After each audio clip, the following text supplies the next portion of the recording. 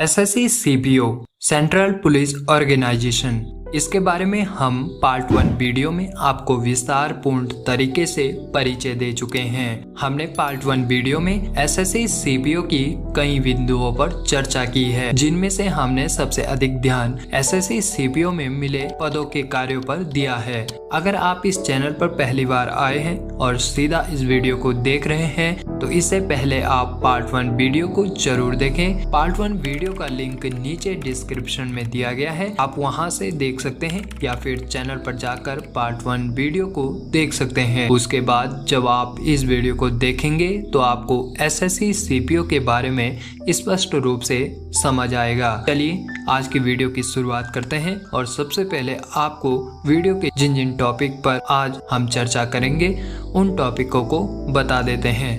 पिछली वीडियो में मैंने आपको एसएससी सीपीओ में आवश्यक उम्र सीमा तक बताया था। अब आगे हम इस वीडियो में एसएससी सीपीओ के number 1 exam pattern, number 2 syllabus, number 3 इसकी तैयारी करने की बेस्ट स्ट्रेटजी के बारे में जानेंगे और हम साथ ही साथ यह भी जानेंगे कि इसके आगे की पीईटी यानी कि फिजिकल एलिजिबिलिटी टेस्ट की क्या प्रक्रिया रहने वाली है। चलिए वीडियो में आगे बढ़ने से पहले रोजगार अपडेट का परिचय जान लीजिएगा।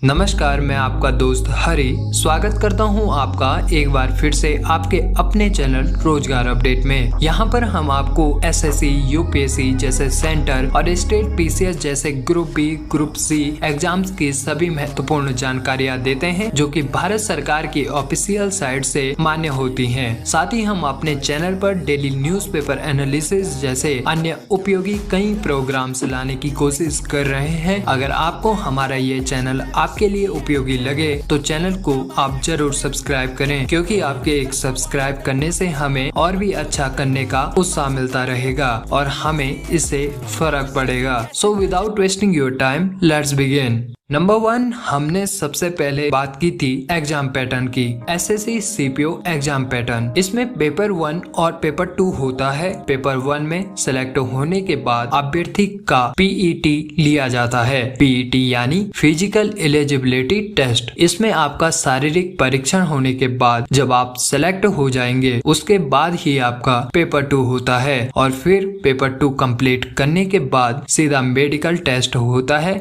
और अगर मेडिकल परीक्षा पास हो गई तो अभ्यर्थी एसएससी सीपीओ को ज्वाइन करता है। फिर आगे ट्रेनिंग होती है। मेरे प्यारे दोस्तों, यह इसका एग्जाम पैटर्न था जिसे हमने बहुत ही स्पष्ट रूप से आपको समझा लिया है। नंबर 2, अब बात करते हैं इसके सिलेबस की। एसएससी सीपीओ सिलेबस, सबसे पहले स्पष्ट रूप से पेपर 1 के सिलेबस को समझते हैं। एसएससी सीपीओ पेपर 1 में 200 बहुविकल्पीय प्रश्न होंगे। प्रत्येक सही उत्तर के लिए आपको 1 अंक मिलेगा और प्रत्येक गलत उत्तर के लिए 0.25 अंक की नेगेटिव मार्किंग होगी। एसएससी सीपीओ के पेपर 1 की टाइमिंग 2 घंटे होती है, जिसमें 4 सब्जेक्ट के 200 प्रश्न बनते हैं। यह 4 विषय general intelligence and reasoning, general knowledge GA, quantitative aptitude यानी कि मैथ और इंग्लिश कॉम्प्रिहेंशन से होते हैं, जिनमें सभी सब्जेक्ट से 50-50 बहुविकल्पीय प्रश्न बनते हैं। आई होप आप इसे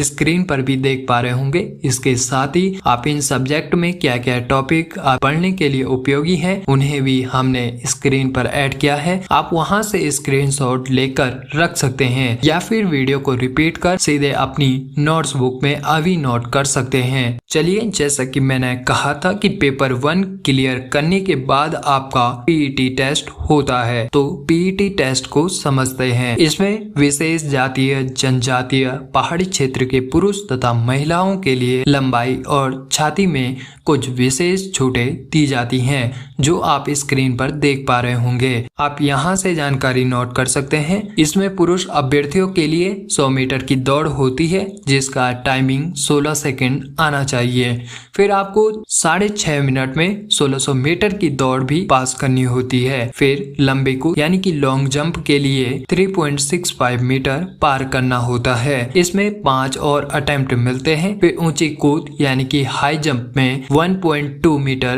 पार करना होता है। इसके लिए 3 अटेम्प्ट आपके पास और मिलते हैं। शॉर्ट पुट 16 LBS में 4.5 मीटर पास करना होता है। इसके लिए भी 3 अटेम्प्ट मिलते हैं। अब बात करते हैं महिला अभ्यर्थियों के लिए क्या क्या फिजिकल एलिजिबिलिटी टेस्ट होता है। इनको 100 मीटर दौड़ के लिए 18 सेकंड का समय दिया जाता है। फिर इनको 800 मीटर की दौड़ को 4 मिनट में पूरा करना होता है। वहीं लंबी कूद यानी कि लॉन्ग जंप के लिए 3 अटेम्प्ट में 2.7 मीटर जंप लगानी होती है। हाई जंप में इन्हें 0.9 मीटर जंप लगानी होती है। इस प्रकार से इसका PET टेस्ट यानी कि फिजिकल एलिजिबिलिटी टेस्ट होता है। अब इसके पेपर 2 पर चर्चा करते हैं। वीडियो में बने रहें। पेपर 2 की विशेष बातों को हम मिलकर समझेंगे। इसमें भी कुल 200 प्रश्न आते हैं। इसमें भी सभी MCQs यानी कि मल्टीपल चॉइस क्वेश्चंस होते हैं।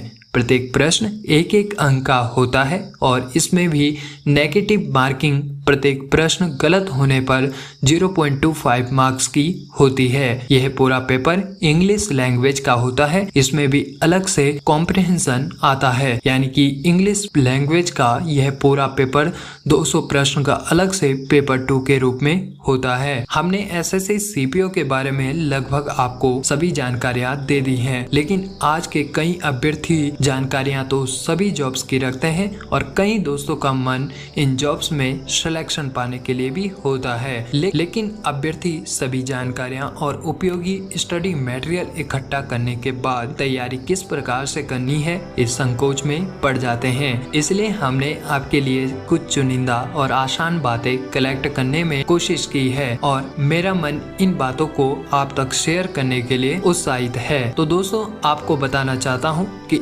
SSC CPO की तैयारी करने से पूर्व आपके मन में देश की सुरक्षा की भावना होनी चाहिए और साथ ही अपने में एक आत्मविश्वास होना चाहिए और कुछ अलग स्ट्रेटजी अपनाने का आत्मविश्वास ही आपको आगे ले जाता है। फिर आप 2 तरीकों से तैयारी करने में अपना समय लगा सकते हैं। एक तरीका है कि आप एक समय सारणी यानी कि टाइम टेबल बनाकर चलें, जिसमें आप सभी सब्जेक्ट्स की समय के अनुसार हर दिन तैयारी करें। जिस सब्जेक्ट में आप कमजोर हैं उस सब्जेक्ट पर आप ज्यादा समय लगाकर ज्यादा ध्यान देने की कोशिश कर सकते हैं। और दूसरा तरीका है कि आप डेली शाम को एक डायरी बनाकर अपने दूसरे दिन भर के सब्जेक्ट्स के किस टॉपिक को तैयार करना है और कितने दिन में तैयार करना है ऐसे टास्क लिख सकते हैं, जिससे आप दूसरे दिन उठें और फ्रेश माइंड होकर अपने टॉपिक कंप्लीट करने पर लग जाएं और उस दिन के टास्क को रात तक कंप्लीट कर पाएं। इसके अलावा आपको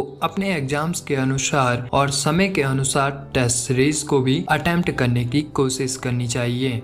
और इसके अलावा सबसे महत्वपूर्ण है कि आप अपने स्वास्थ्य का भी ध्यान रखें, जिससे आप स्वस्थ होकर अच्छे से अध्ययन को समझ सकेंगे। अगर आप SSC CPO जैसे और भी एग्जाम्स के बारे में अन्य महत्वपूर्ण जानकारियां लेना चाहते हैं तो आप हमारे नीचे डिस्क्रिप्शन में दिए गए मेल ID पर अपना मोबाइल नंबर और नाम लिखकर भेज सकते हैं। साथ ही साथ आप किस एग्जाम की तैयारी करते हैं आप वह भी टाइप करके भेज सकते हैं। उससे हम आपको अपने रोजगार अपडेट गर्ल्स एंड बॉयज के अनुसार व्हाट्सएप ग्रुप में ऐड करेंगे, जिसमें हम नए अपडेट्स दोनों ग्रुप्स में भेजते रहते हैं और आपको एक बेहतर शिक्षा की ओर ले जाने का पूर्ण प्रयास करते हैं। चलिए दोस्तों, अगर आपको हमारी यह वीडियो महत्वपूर्ण लगी तो वीडियो को लाइक जरूर कीजिएगा और कोई भी जानकारी देना चाहते हैं तो आप नीचे कमेंट बॉक्स में कमेंट करके दे सकते हैं और इस वीडियो के लिंक को अपने अन्य दोस्तों तक जरूर शेयर करने की कोशिश करें, जिससे कि यह मार्गदर्शन अन्य लोगों तक पहुंचने में आपकी महत्वपूर्ण भागीदारी हो। वीडियो को अंतिम तक देखने के लिए धन्यवाद। बने रहें हमारे साथ आगे की वीडियोस में।